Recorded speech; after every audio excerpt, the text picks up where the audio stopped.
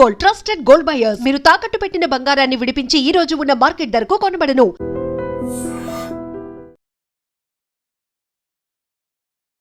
నమస్కారం గురుగారు. ఓం శ్రీమాత్రే నమః.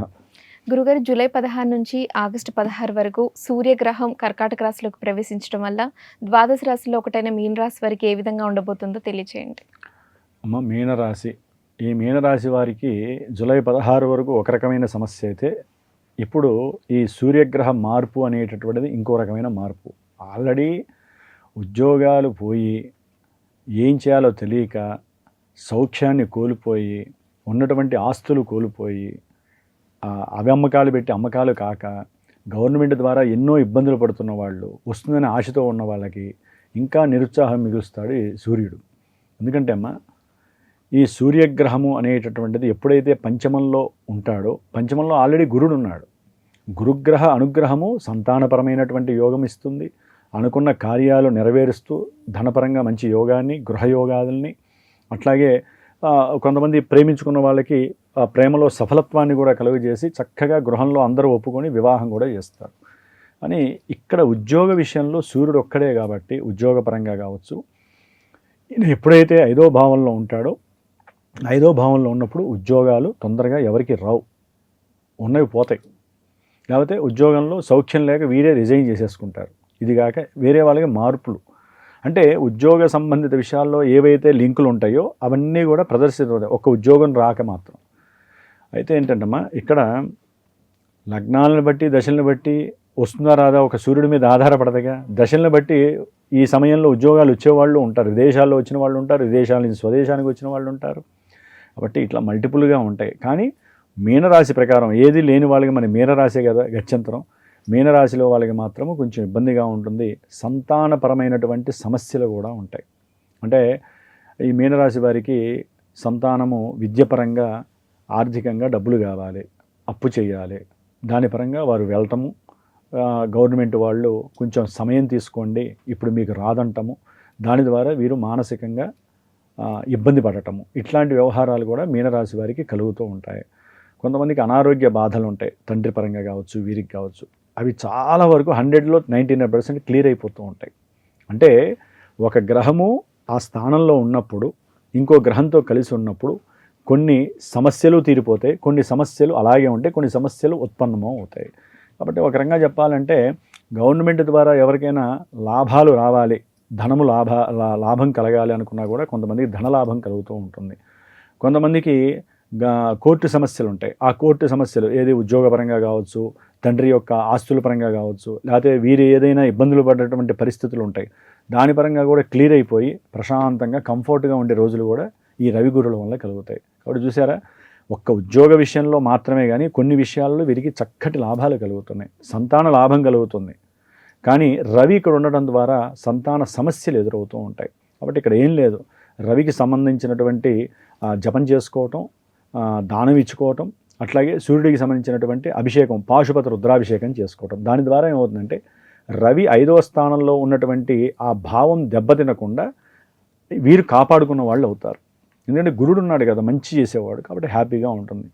ఇక్కడ ఇంకో విషయం ఏంటంటే 3వ స్థానంలో ఆగస్టు 1వ తేదీ వరకు కూడా మీనరాశి వారికి కుజుడు ఉండటం ద్వారా వీరి ధైర్యము, సాహసమే లక్ష్మీప్రదంగా భావించాలి. వీరు ఏదనుకున్నా, ఇప్పుడు ఇందాక ఉద్యోగ విషయంలో రవి బలంగా లేడు, కానీ కుజుడు బలంగా ఉన్నాడు.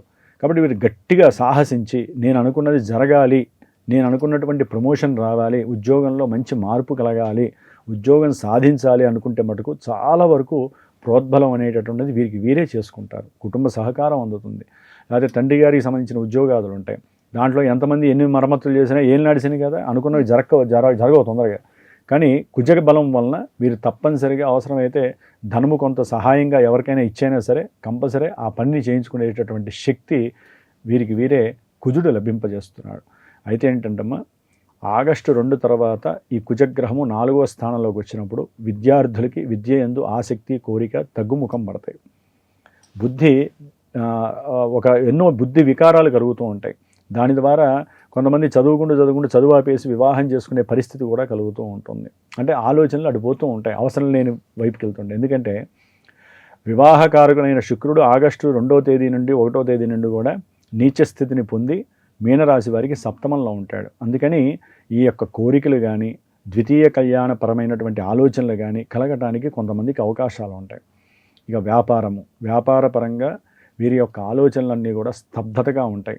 వ్యాపారంలో భాగస్వాముల మధ్య కోర్టు సమస్యలు ఉద్భవిస్తాయి. ఏం లేదు, అనుమానాలు, ఒకరి మీద ఒకరికి అనుమానాలు పెరగడానికి ఎక్కువ అవకాశాలు ఉంటాయి.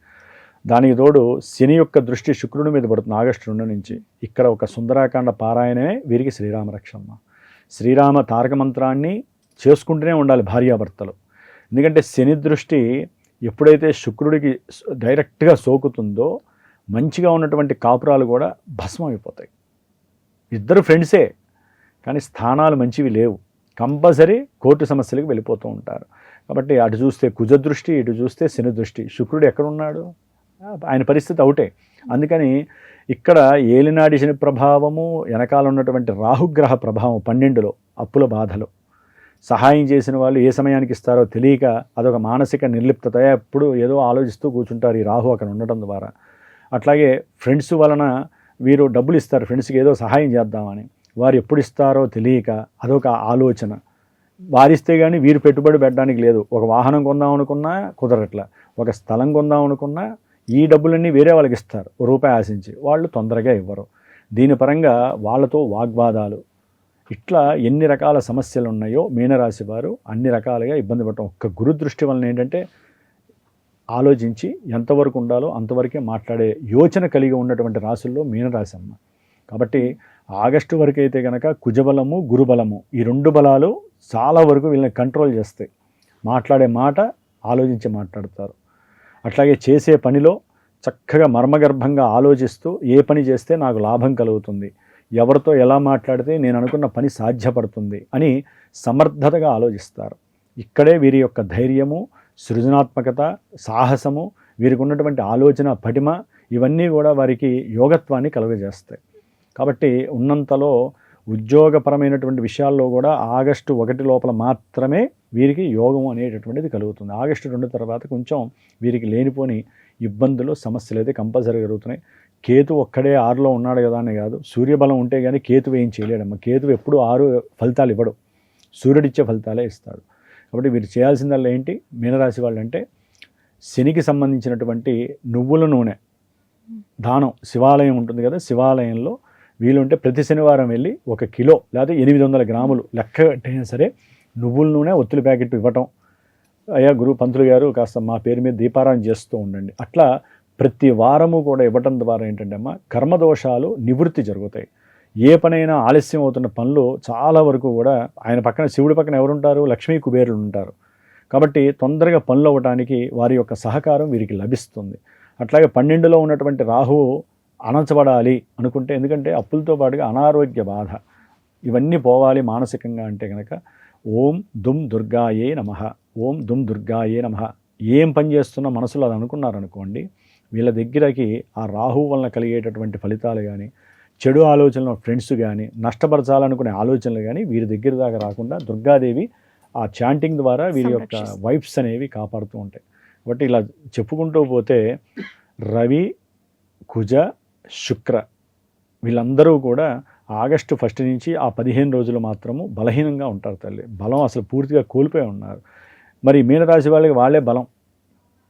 ఒక రకంగా శుక్రుడైతే పూర్తిగా నిర్వీయంగా ఉన్నాడు. కాబట్టి భార్యాభర్తలు కొంచెం అనుకూలంగా ఉండాలి అంటే రోజు మీ ఇంట్లో సుందరాకాండ పారాయణ పెట్టుకోవాలి. పారాయణ పెట్టుకుంటేనే ఆయన యొక్క అనుగ్రహంతో మీ ఇద్దరు ప్రశాంతంగా ఉండటానికి అవకాశం ఉంటుంది. లేకపోతే ఆర్థికంగా ఇబ్బందులే, కోర్టు సమస్యల వలన ఇబ్బందులే, అన్ని రకాలుగా వీరు వాహనపరంగా కూడా కొన్ని ప్రమాదాల ద్వారా కూడా ధనము విపరీతంగా ఖర్చే పరిస్థితి కూడా వీరికి కనిపిస్తోందమ్మా.